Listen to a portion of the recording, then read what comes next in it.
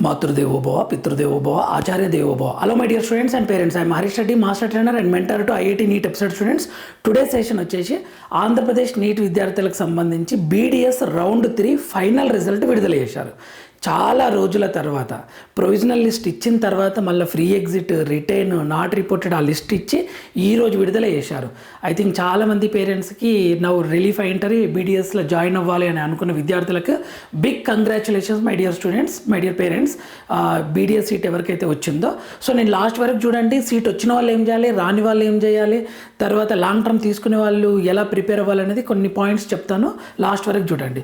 First మనకు వెబ్సైట్లో ఎక్కడ చూసుకోవాలి అని అంటే ఎన్టీఆర్ హెల్త్ యూనివర్సిటీ వెబ్సైట్లో ఇక్కడ ఇచ్చారు చూడండి. BDS convenor quota 2025-26 notice regarding final result and college wise allotment under phase 3.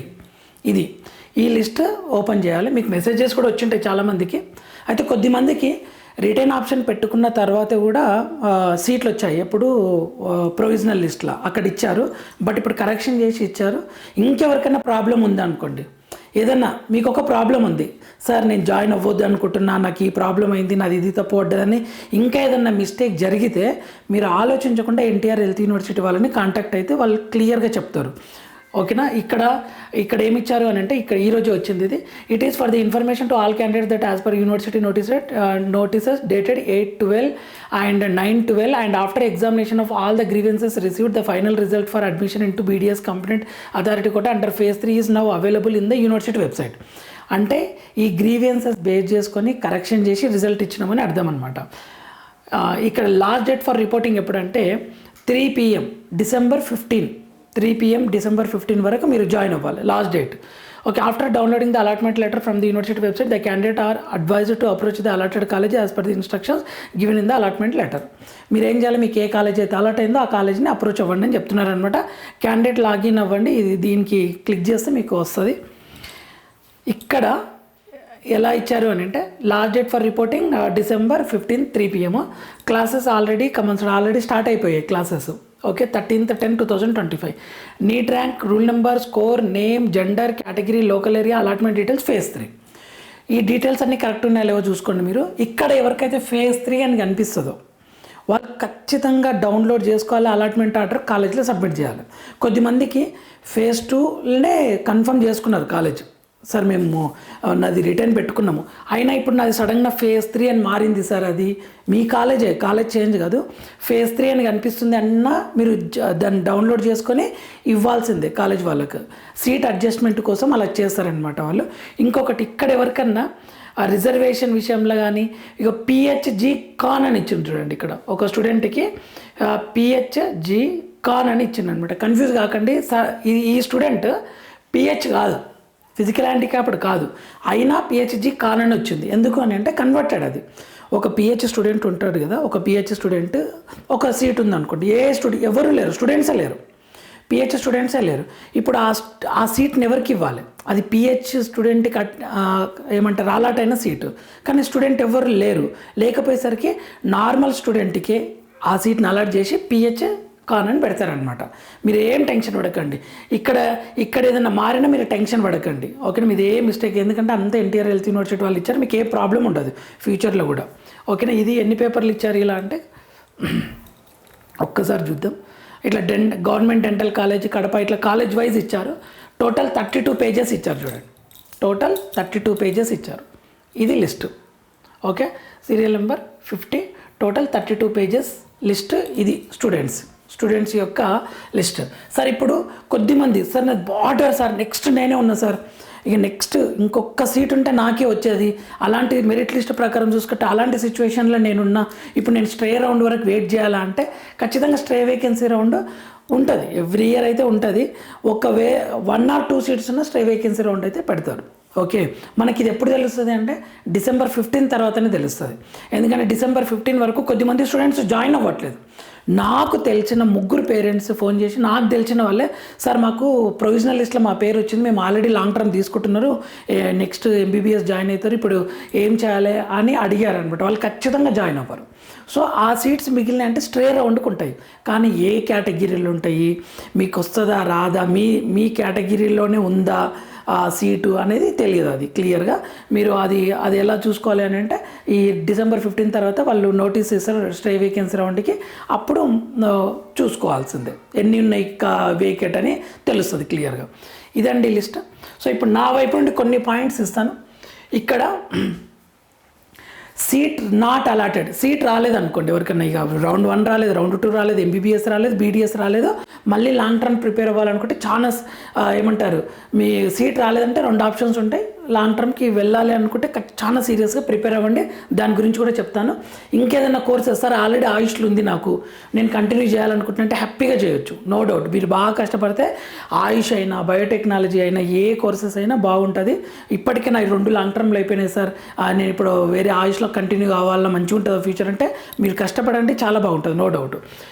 Newly allotted కష్టపడితే MBBSలా అయినా ఆయుష్ అయినా బయోటెక్నాలజీ అయినా ఏదైనా బాగుంటుంది. కష్టపడకుంటే ఎయిమ్స్లో కంప్లీట్ చేసిన MBBS మీకు ఫ్యూచర్ ఉండదు, గుర్తుపెట్టుకోండి. న్యూలీ అలాటెడ్ ఎవరికైనా కొత్తగా అలాట్ అయింది, రౌండ్ 3లోనే అలాట్ అయింది, వీరేం చేయాలి 10,600 మనీ కట్టి డౌన్లోడ్ చేసుకోవాలి.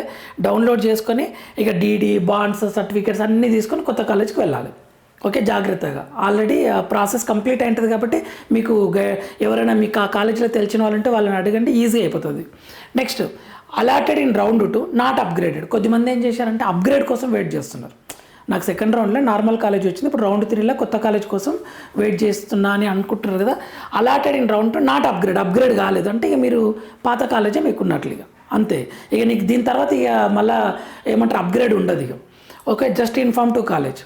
నెక్స్ట్ కొద్దిమందికి అప్గ్రేడ్ అయింది, కొత్త కాలేజ్ అప్గ్రేడ్ అయింది, న్యూ కాలేజ్ వచ్చింది.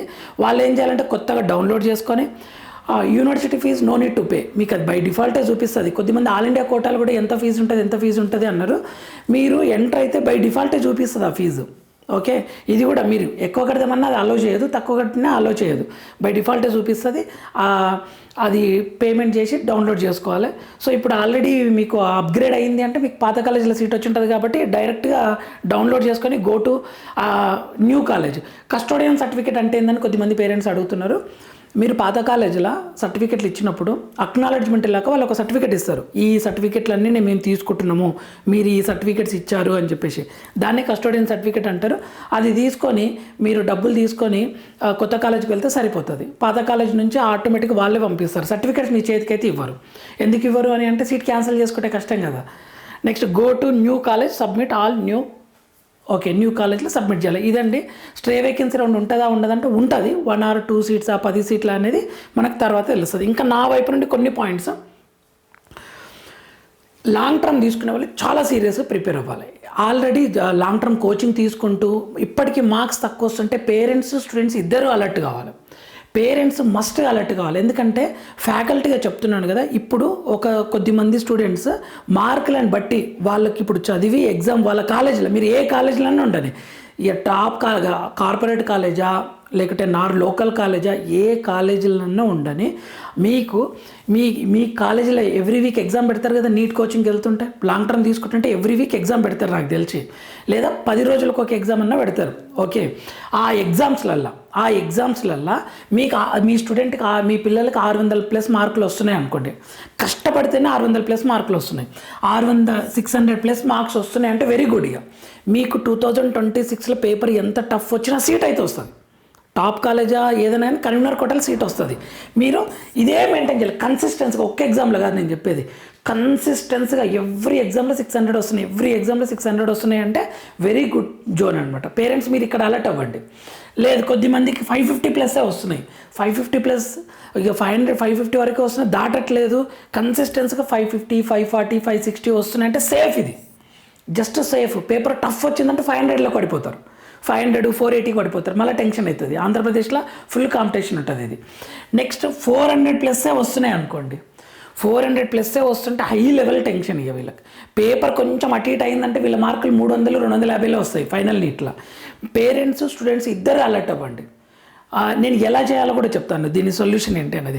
సో 400+ వస్తున్నాయి సార్, మా పాప పలానా శ్రీ చైతన్య కాలేజీలో ఉంది, పలానా నారాయణ కాలేజీలో ఉంది, లేకపోతే ఇక్కడ ఏదో Shashi college, normal local colleges ఉన్నాయి, ఈ కాలేజెస్లు ఉన్నాయి అని చెప్తుంటారు కదా. ఇంత 400+ వస్తుందంటే చాలా టెన్షన్. పేరెంట్స్ మీరు ఇప్పుడే అలర్ట్ అవ్వండి. ఫ్యాకల్టీ ఇప్పుడే గుర్తుపడతారు, ముందే గుర్తుపడతారు. పేరెంట్స్కి స్టూడెంట్స్కి ఫ్యాకల్టీకి డిఫరెన్స్ ఏంటంటే స్టూడెంట్ పేరెంట్ సరే ఇప్పుడు తక్కువ వచ్చినేమో తర్వాత మంచిగా వస్తాయేమో, ఇప్పుడు తక్కువ వచ్చినేమో తర్వాత మంచిగా వస్తుందేమో, ఫైనల్ నీట్లో బాగానే వస్తుందేమో, కష్టపడుతుండ్రు కదా అని స్టూడెంట్ పేరెంట్ అనుకుంటారు. కానీ ఫ్యాకల్టీ ఎప్పుడైనా సరే నిక్కచ్చిగా అర్థమైపోతుంది. ఇంత తక్కువ వచ్చింది అంటే టెన్షన్, ఇక 90% కష్టమే. ఇంత మంచి మార్క్స్ వస్తుందంటే 90% సీట్ వస్తుందని ఫ్యాకల్టీకి ముందే అర్థమైపోతుంది. ఎందుకంటే ఫ్యాకల్టీకి క్లియర్గా తెలుస్తుంది 600 మార్కులు రావాలంటే ఎంత కష్టపడితే వస్తాయో తెలుస్తుంది. 400 మార్కులు వచ్చినాయి అంటే ఎక్కడ ఎంత బ్లండర్గా మిస్టేక్ జరుగుతుందో తెలిసిపోతుంది. 3 గంటలు వీళ్ళు చదువుతారు, 3 గంటలు 10 గంటలు వీళ్ళు చదువుతారు, 10 గంటలు వీళ్ళు చదువుతారు. కానీ అరే ఈజీ క్వశ్చన్ దగ్గర మిస్టేక్ చేస్తున్నారు అంటే ఇటువంటి స్టూడెంట్స్కి చాలా టెన్షన్ ఉంటుందని ఫ్యాకల్టీకి అర్థమైపోతుంది. 600+ మార్క్స్ వచ్చినంటే ఎంత కష్టపడితే వస్తాయో తెలిసిపోతుంది. కాబట్టి నేను ఆ ఎక్స్పీరియన్స్తో చెప్తున్నా. ఇక 250+ వచ్చిందంటే 99% డేంజర్ జోన్, కష్టం ఎంబీబీఎస్ సీట్, కన్వీనర్ కోటాల సీట్ రావడం. 250, 280, 300 వస్తున్నాయంటే క్లియర్గా చెప్తున్నా, నేను మిమ్మల్ని కాన్ఫిడెన్స్ ఏమంటారు అండర్ ఎస్టిమేట్ చేసి కాదు, ఇంత తక్కువ వస్తున్నాయంటే మీకు ఫేక్ హోప్స్ పెట్టుకోకండి. మీరు ఇక్కడికి రీచ్ చేయండి లేదా ఇక్కడికి రీచ్ చేయండి, అప్పుడు మీకు సీట్ వస్తుంది. ఓకేనా? ఈ ఎక్సెప్షన్గా ఏదైనా రిజర్వేషన్ ఉంటే పిహెచ్ రిజర్వేషన్, ఎస్సీ ఎస్టీ ఏదైనా ఎక్సెప్షనల్ రిజర్వేషన్ ఉంటే తప్ప ఈ స్కోర్కి మాత్రం రాదు. ఇదంతా నేను చెప్పేది మీ కాలేజీలో పెట్టే ఎగ్జామ్స్ని బట్టి. నేనేమంటున్నా 550+/720 ఎవ్రీ స్టూడెంట్కి పాసిబుల్ అవుతుందండి. నాకు తెలిసిన ఎక్స్పీరియన్స్ ప్రకారం ప్రతి స్టూడెంట్కి పాసిబుల్ అవుతుంది. 720 అంటే అందరికీ కాదు, కానీ possible to every student if they have good memory. బాగా గుర్తుపెట్టుకోవాలి అనే ఆలోచన, తాపత్రయం, నేను కొట్టాలి అనే జీలు ఉంటే ఖచ్చితంగా పాసిబుల్ అవుతుంది. సింపుల్గా చెప్పండి, మీ స్టూడెంట్కి 250 మార్కులు వస్తున్నాయి కదా, నేనే ఉండి అదే స్టూడెంట్కి నేను ఒక 500 ఫార్ములాస్ నేర్చుకోండి, నీ ముందర ఒక 10 లక్షలు పెట్టిన 500 ఫార్ములాస్ నేర్చుకోండి, నీకు 10 లక్షలు నేను ఇస్తాను, ముందర 10 lakhs రూపీస్ పెట్టిన 1 day టైం ఇచ్చిన, నేర్చుకోరా చెప్పండి? ఆ స్టూడెంట్కి నాలెడ్జ్ ఉంటేనే కదా ఇంటర్మీడియట్ లాంగ్ టర్మ్ వరకు వచ్చిండు. అసలు జీరో నాలెడ్జ్ ఉంటే ఇంటర్ కూడా పాస్ అయ్యేది కాదు కదా. అంటే ఇప్పుడు మీ ముందర 10 లక్షల రూపాయలు నేను పెట్టిన, లిక్విడ్ క్యాష్ పెట్టిన మొత్తం ఇట్లా, లేదంటే గోల్డ్ పెట్టినా, లేదా ఐప్యాడ్ పెట్టాను, 500 ఫార్ములాలు నేర్చుకోండి అని చెప్పాను. నేర్చుకుంటే నీకు ఇది అమౌంట్ ఇప్పుడే ఇచ్చేస్తా, 1 day టైం ఇస్తున్నంటే ప్రతి స్టూడెంట్ నేర్చుకుంటాడు. ఇంటర్మీడియట్ నీట్ వరకు వచ్చిన ప్రతి స్టూడెంట్ నేర్చుకుంటాడు. ఆ మోటివేషన్ తీసుకొని వస్తే ఎవ్రీథింగ్ ఈజ్ పాసిబుల్. ఆ మెమరీ ఉందంటే 550+ ఈజీ వస్తుంది, 550, 500 వరకు. ఇంకొక పాయింట్ ఏంటంటే ఇక్కడ పేరెంట్ డిస్కస్ చేయండి, స్టూడెంట్స్ దగ్గర మోటివేట్ చేయండి, అలర్ట్ అవ్వండి. అంతేగాని మీరు ఎగ్జామ్ అయిన తర్వాత బాధపడొద్దు, ఎందుకంటే పేరెంట్స్కి స్టూడెంట్ కన్నా టెన్షన్ ఎక్కువ ఉంటుంది. నెక్స్ట్ హ్యూమన్ బ్రెయిన్ కెపాసిటీ పిల్లలకే తెలుస్తుంది. థియరిటికల్గా 25 lakhs GB పైన ఉంటుంది. మన మొబైల్ ఎంత ఉంటుందండి? 64, 128 GB ఉంటుంది కదా, మొత్తం డేటా పెట్టుకోవచ్చు కదా. అందులోకి ఒక్క GB, 2 GB యూజ్ చేయమనండి మీ పిల్లల్ని, ఖచ్చితంగా ఫిజిక్స్, కెమిస్ట్రీ, బాటనీ, జువాలజీ అన్నీ గుర్తుపెట్టుకుంటారు ఈజీగా. Everything is possible. ఓకేనా? నేను ఇది ఇంప్లిమెంట్ చేసి చూపించాలని అనుకుంటున్నా. 500 ఫార్ములాలని ఇట్లా ఫింగర్ టిప్స్లో మీ ముందల నేనే చెప్పాలి, మొత్తం ఫిజిక్స్ ఫార్ములాస్, కెమిస్ట్రీ ఫార్ములాస్, కాన్సెప్ట్స్ని అన్నీ చెప్పాలని ఉంది. అలా నేను మీ ముందర ఒక ఎక్స్పెరిమెంట్ చేసి వీడియోస్ చేస్తాను, మీకు కాన్ఫిడెన్స్ వస్తాయి. Everything is possible. 6వ తరగతి 7వ తరగతి పిల్లలు భగవద్గీత శ్లోకాలు మొత్తం చూడకుండా చదువుతారు, పెద్ద పెద్ద నేర్చుకుంటారు. అంటే మన బ్రెయిన్ కెపాసిటీ అంత ఉంటుందని ఒక ఎగ్జాంపుల్.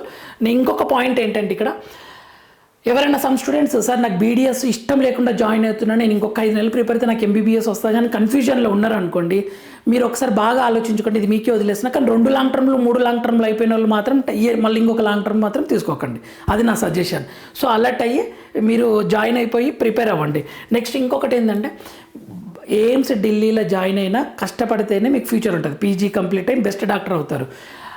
కష్టపడకుంటే మీకు ఫ్యూచర్ ఉండదు. నార్మల్ కాలేజీలో చదివినా మీరు బాగా కష్టపడితే పీజీ వస్తుంది. ఎయిమ్స్ ఢిల్లీలో చదివినా కష్టపడకుంటే పీజీ రాదు. నార్మల్ కాలేజీలో చదివినా ఫస్ట్ టైమే పీజీ క్లియర్ చేస్తారు. సో ఇది దృష్టిలో పెట్టుకొని హార్డ్ వర్క్, డిసిప్లిన్ తోటి మీరు చేయగలిగితే మీరు ఖచ్చితంగా మంచి డాక్టర్స్ అవుతారు. My dear students, all the very best my dear students. మన ఛానల్ని లైక్ చేయండి, ఫాలో అవుతుండండి. పీజీ ప్రిపరేషన్ గురించి, తర్వాత నీట్ లాంగ్ టర్మ్ ప్రిపేర్ అయ్యే వాళ్ళ గురించి కూడా మన ఛానల్లో వీడియోస్ వస్తాయి. యూస్ఫుల్ వీడియోస్ అన్ని అప్లోడ్ చేస్తుంటాను. Thank you for watching. Next వీడియోలో మనం మళ్ళీ కలుద్దాం. అంతవరకు మాతృదేవోభవ, పితృదేవోభవ, ఆచార్య దేవోభవ. All the very best and congratulations my dear students.